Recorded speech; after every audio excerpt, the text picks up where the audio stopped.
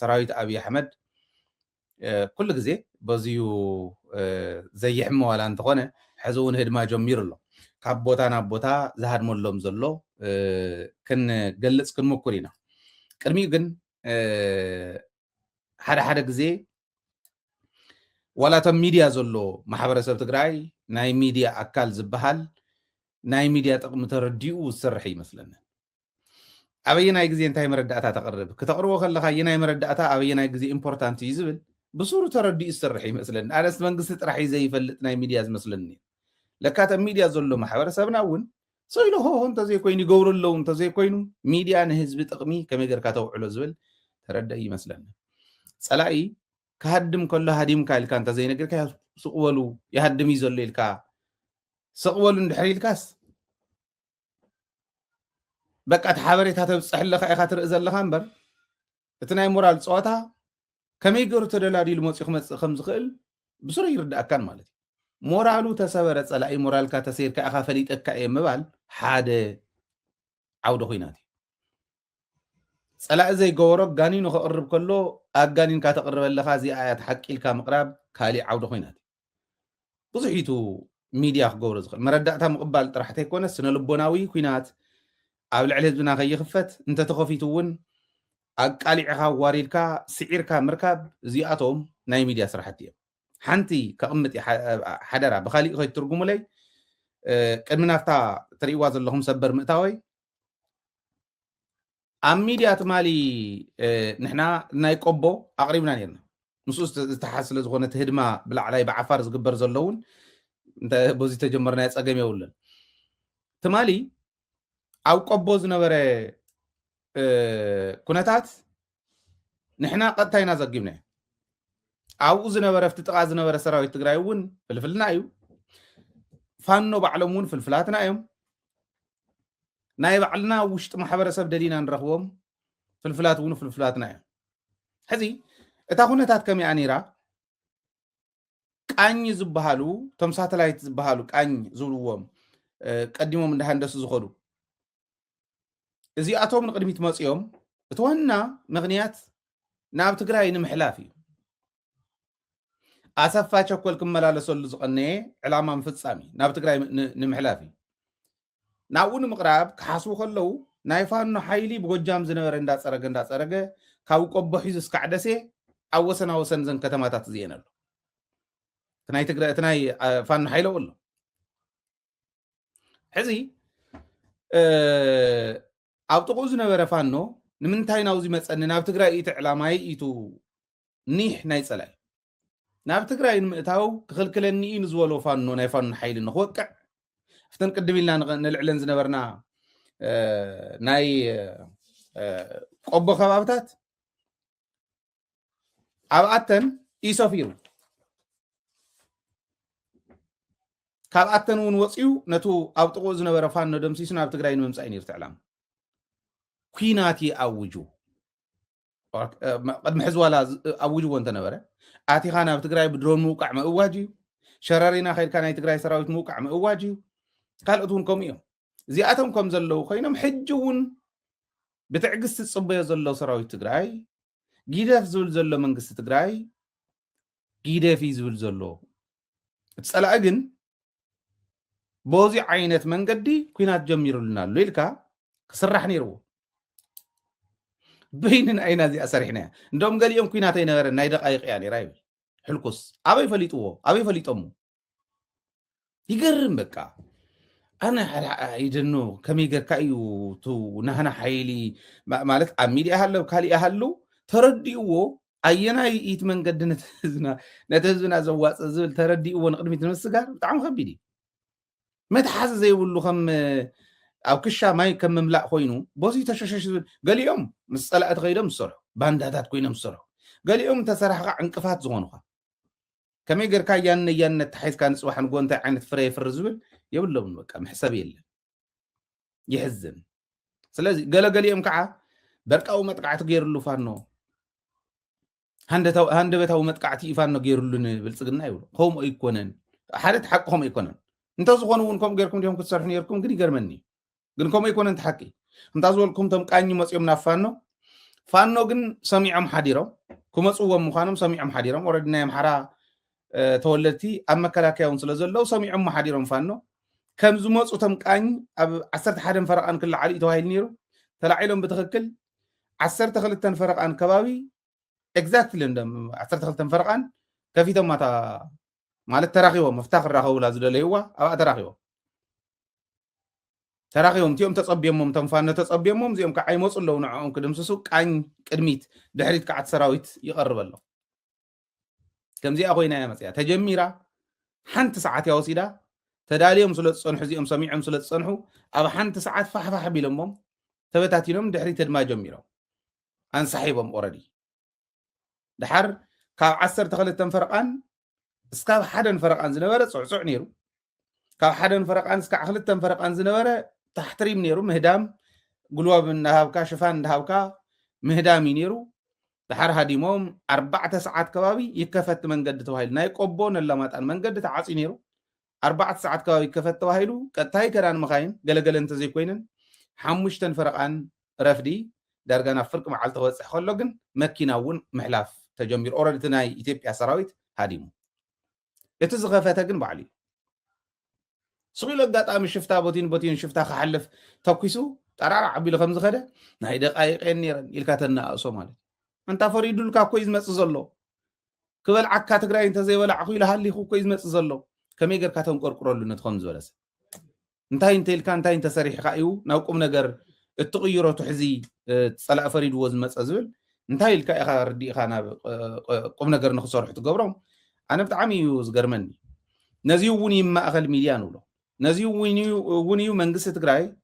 አጀንዳ ማሃብ ዝኽእላ ሚዲያታት ከፍር ለወኑ زين ناي منግስት يكون انت تخكل ግን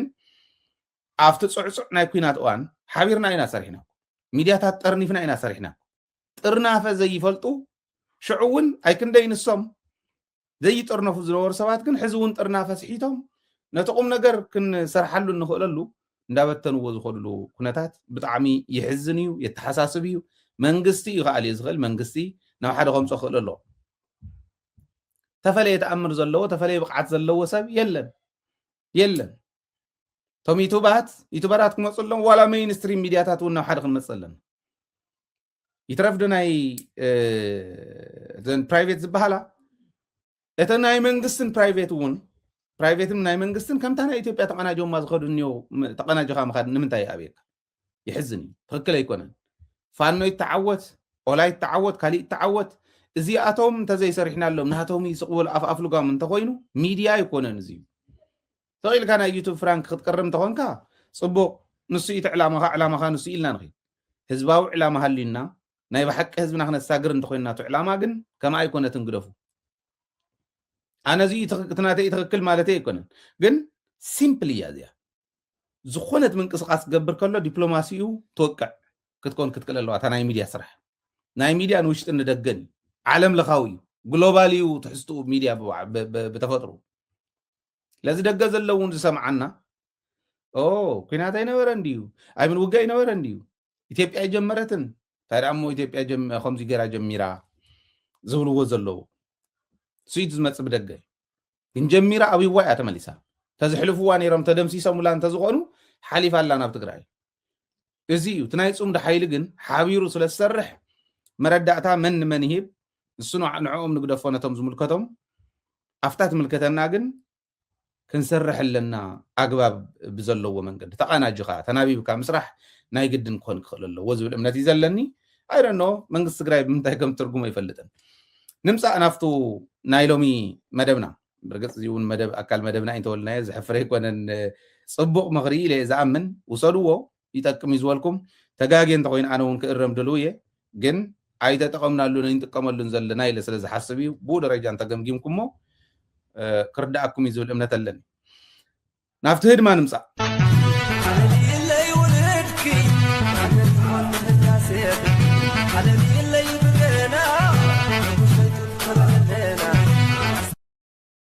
هرما سراويت إثيوبيا حدش يكون كاب زخون يكون عودة خوينات عدل زتريه ويمارخ ويهدم تسترفوا ونا ترفرفيو زخيد أبي أحمد ሓደ ጀነራል ኣሚን ኮሎኔል ዘምለጠ ናብ ፋኖ ዝኣተወ ክዛረብ ከሎ ሰሚዕኹም እንተኾንኩም እንታይ እዩ ዝበለ ሰብ እናተወደአ እዩ ገለ ኢልናዮ ሲ መፅኡ ኣብዪ ኣሕመድ ኣኪብዎም ነዞም ኮሎኔላትን ገለን ኣዘዝቲ ዝበሃሉ ኣኪቡና ሰብ ይውዳእ ኣሎ ሰራዊት ይውዳእ እዩ ዘሎ ትክክል ኣይኮነን ኣብ ኩሉ ከባቢ ሓዊ ተኣጒዱ ናይ ኢትዮጵያ ኣብ ኩሉ ከባቢ ይረግፍ ኣሎ ወታደርና ኢልናየስ ወታደር ዳ እሞ ክመውት እዩ እምበር እንታይ ዳ እሞ ትፅበ ካብ ወታደር ኢሉና ኢሉ ወታደር ኮይኑ ክላሽን ሒዙ ወይ ካሊእ ብረት ሒዙ እንድሕር ዝቃለስ ኮይኑስ ክመውት እዩ ወፅኡ ዘሎ እምበር ወታደር ሞይት ኢልካስ ኣይትዛረብ ወታደር ሙማቱ ከም ቁም ነገር ኣይትቁፀሮ ኢሉ ዝኸይድ መራሕ ዘለዎ ዓዲ እያ ስለዚ ሃዲሞም ዘምልጡን ተማሪኾም ዝድሕኑን ዕድለኛታት እዮም ኢትዮጵያ ዘዳለወቶ ትሕዚ ዝብሎ ዝነበርኩ ናይ ቆቦ ከባቢ ዝነበረ እውን ብቆቦ ከባቢ ካብ ቆቦ እስካዕ ላሊበላ 4 እዚአን ዘለዋ ከኣትዋ ተዳልየን ዝነበራ እከለ ይብልን ንፈልጠን ኢና ንሕና እከለ እንተኢለ ወታደራዊ እዩ እዚዩ ዜና ከይበሃል ሰራዊትና ድሕነት ናይ ሰራዊት ኢንተለጀንስ ይፈልጥዎ እዮም 4 እዚ ብላዕላይ 2 እዚ 6 ብምዕራብ ትግራይ ከባቢ እተን ገሊአን ናይ ትዕሱብ ኣማረ ባህታ ኮራት እውን ሓዊስካ ኣርምታት ሓዊስካ ዳርጋ 8 እዚ ካብተን 12 ናብ ኢትዮጵያ ኣሎ ሕዚ ዝነግረኩም ትህድማ ትናይ ትማሊ ናይ ቆቦ ከም ዘሎ ኮይኑ ናይ ቆቦ ከምኡ ክሃድም ምስ ወዓለ ሃዲሙ ቦታ ሒዙ ንድሕሪት ተመሊሱ ብድሕሪኡ እውን ፋኖ ስለ ዘሎ ታፀላም መንገዲ ፍታ ፀላም መንገዲ ኮይኑ እዩ ካምፕ ዝገብር እዚ ዝሰምዑ ኣብ ላዕላይ ኣብ ዓፋር ዝነበሩ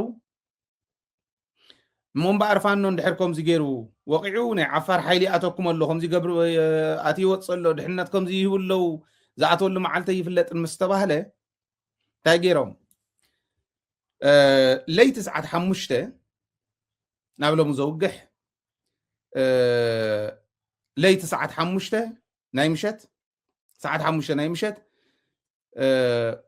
ናብ ዓፋር ዞባ 4 ከልዋን እስካዕ ያሎ ኣትዩ ዝነበረ ሰራዊት ብፍላይት መካናይዝድ ከጉዕዚ ሓዲሩ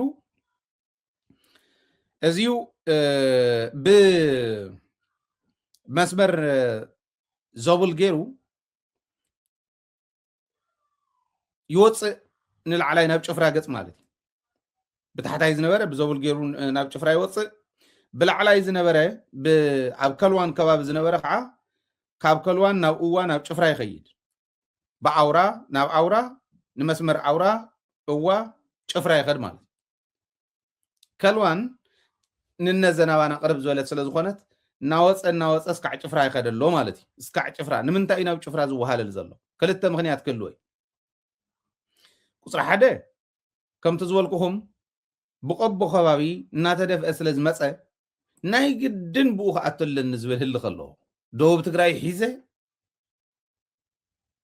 ንትግራይ ተተቆሪስዋ ዘሎ መሬት ንኢሱስ ደቡብ ትግራይ እውን ክቆርስ ይብል ኣሎ ደቡብ ትግራይ ክቆርስ ከሎ እቲ ሓደ ምክንያቱ በመሓራ ምሲሉ ራያ በመሓራ ኣሚና መሓራ ብራያ ይደራደር ገለ እንዳለ ነምሓሩ ኣታሊሉ ራያ ናብ ወሎ እትዩ ወሎ በቲ ሕዚ ኣብ ምክክር ኮሚሽን ዝብልዎ ዝነበሩ ናብ ወሎ እትዩ ወሎ ምስ ዓፋር ገይሩ ሰሜን ኦሮሚያ ኢሉ ሰይሙ ኣሎ ወሎ ባዕላ ናይ ኣምሓራ ኣይኮነትን ኦረዲ ኣውፅዋ ኢኻ ኣምሓራ ሕዚ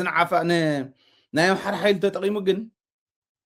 ራያ ወሲዱ ናብ ኣካል ወሎ ገይሩ ኦሮማይዝድ ይገብራ ማለት እዩ ትዕላማ ንሱ እዩ ግን ናይ ካሊእ ዓቕሚ ክጥቀም ክኽእል ኣሎ ከምኡ እንዳገበረ እዩ መፅኡ ትግራይ ክጭፍጭፍ ከሎ ምዕራብ ትግራይ ኣብ መንጎ ኣምሓራን ትግራይን ባእሲ ንምፍጣር ክወስድ ከሎ ናይ ኣምሓራ ሓይሊ ተጠቂሙ ናይ ኣምሓራ ኢሊት ናይ ምስፍሕፋሕ ድሌት ኣብ ግምት ብምእታው ንዕኡ መላዓይሉ ናይ ኤርትራ ሓይሊ ተጠቂሙ ናይ ካልኦት ሓይልታት ተጠቂሙ መሬትና ወሲዱ ሕዚ እውን ናይ ኣምሓራ ሓይሊ ተጠቂሙ ካልኦት ተጠቂሙ ደቡብ ትግራይ ንምውሳድ ይትዕላሙ ስለዚ ካብ ቆቦ እንድሕር ዝመልስዎ ኮይኖም ነዚኦም ክስዕር ዝኽእል ሓይሊ ከጥርለኒ ዝብል ኣለዎ تحيل نسوخ دقف منتان أب كلوان زنبرة أب كتما يمنيرم باي دوي أب كتما كلوان زنبرة كم زلو وصيو زلو تحدى مغنيات زيخون خدقف نتيوم كالا أي مغنيات أقوق ما يمصوها لو يتوايلو انت مصيوم أبزي عبد الله وانت زاري ويرد مالي تانكون كبير براتون حيزم كمصوها لو دسيز بلنا يلو دسيز بلنا مغنياتو حيزم من زموصو تانكن كبير براتن نعانا مخانو نفولتو إنا ندوم سقيلهم نقس بلا مسار حيزم تمصيوم كمارخ مخانو سلو نفولتو نيشتاي مخانو نعانا يوهينا حيزم دمو يمصو ويلو نيرو anyway كاب كلوان ناب أورا أوا شفرا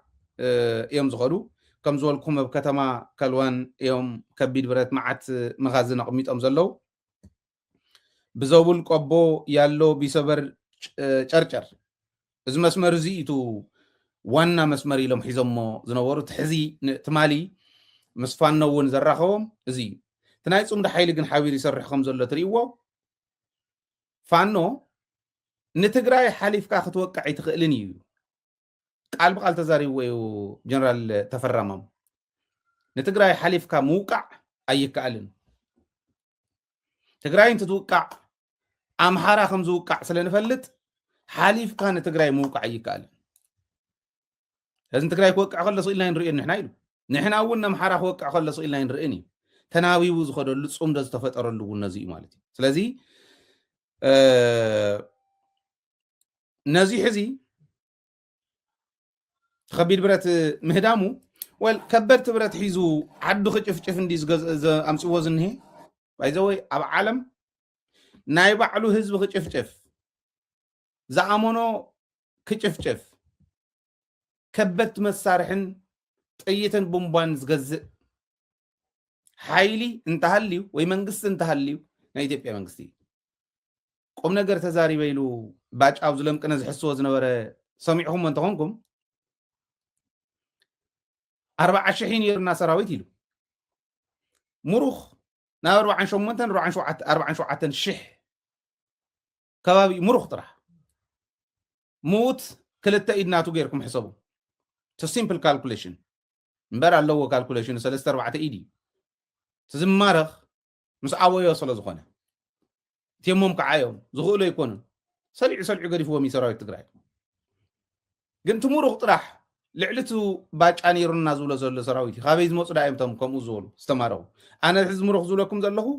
ናይ ዓፋር ናይ ማሕራ ፍሉይ ሓይልን ፋኖን ሚሊሻን ካሊእን ትብልዎም ገዲፍካ ናይ ኤርትራ ሰራዊት ገዲፍካ ሙሩኽ ናይ ኢትዮጵያ ጥራሕ ህዝብ ዘሎ 40,000 ነይርና እዩ ግን ኣውና ሃሎ እዚ ሓሶት እዩ ከም ዘለዎ ገዲፍና 40 ናይ 40 ካርጎ 40 ጽዕነት በሓንቲ ለይ ተምፂና ጥይት ኢሉ ክንደይ ናይ ዝኣክል ሓንቲ ካርጎ ክንደይ ሚልዮናት ዶላራት እያ 40 ጽዕነት ተምፂና ኢሉ ሓንቲ ጽዕነት በጃኹም ትፈልጦ ካርጎ ኣብ ከምኡ ትፈልጡ ሓንቲ ጽዕነት ክንደይ ትጽዕን ክንደይ ጥይት ትጽዕን ክንደይ ሳንዱቅ ጥይት ትጽዕን ብኣቨሬጅ ናይ ዝተፈላለዩ ዓይነታት ብረት ስለ ዝኸውን ዋግኡ እውን ተፈላለየ ስለ ዝኸውን ብኣቨሬጅ ኣስሊሕኩም ስለደለይ ትፈልጡ 40 ጽዕነት ብሓንቲ ለይ ተምፂና ኢሉ ሓንቲ ለይቲ እዚኣ ትግራይ ተዋግእትሉ ጥይት ካልኦት ተዋግእሉ ጥይት ናቱ እዩ ናይ ባዕሉ እዩ እንተሎ ሻዕብያ ተዋጋሉ እዚ ኩሉ ሰራዊት እትዩ እዚ ኩሉ ጥይት ዝረገፈ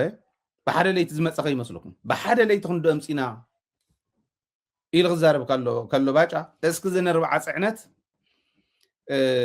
ክንደይ እየን ክኾና ክንደይ ታንኪ እንተቃፂሉ ነው ክንደይ ከቢድ ብረት ይተሓዲጉ ክንደይ ከላሽን ይተሓዲጉ ፋኖ ዝሕድጎም ዝነበረውን ንሽታን ኣይኮነ ተኸላሽኑ እንዳሓሪ ይቀይርዎ ጸሊም ከላሽን ዝገበሩ ሪኹም ዓዱ ንኸጥፍእ ህዝቡ ንኸጥፍእ ክንደይ ናይ ዝኣክል ዋጋ كم زخفلان تعدرايو إذا كل زجبر زلوا كاب كلوان زهدم زلوا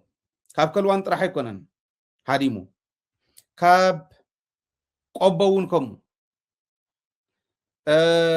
ኣብ መተከል እውን ከምኡ ነይሩ ትማሊ ኣብ መተከል ውግእ ነይሩ ካብዚ እውን ዝሃድም ዘሎ ካብ ናይ ኦሮሚያ ከባቢ ዝነበረ ውግእ እውን ዝሃድም ዘሎ ሰራዊት እዚዩ ኮዝ ስለ ዘይብሉ እዩ ምክንያት ስለ ዘይብሉ እዩ ዘዋግእ ምክንያት የብሉን ኣይፈልጦን ተገዲዱ ዝመፅእ ስለ ዝኾነ ነዚዩ ኣብ ገዝኡ እናሃለወ ተትርፎ ዕላማ ናይቲ ውግእ ከንቱ ምዃኑ ብምፍላጥ ዕላማ ናይቲ ዝቃለስ ዘሎ ናይ ናፅነት ሓይሊ ናይ ህልውና ምዃኑ ብምፍላጥ እዩ መንነትካ እውን ተፍልጦ ብተግባር ዝሃድም ዘሎ ፈሪሑ ምዃኑ ተዝፈልጦ እዩ ዝሃድም ዘሎ ክብል ደልየ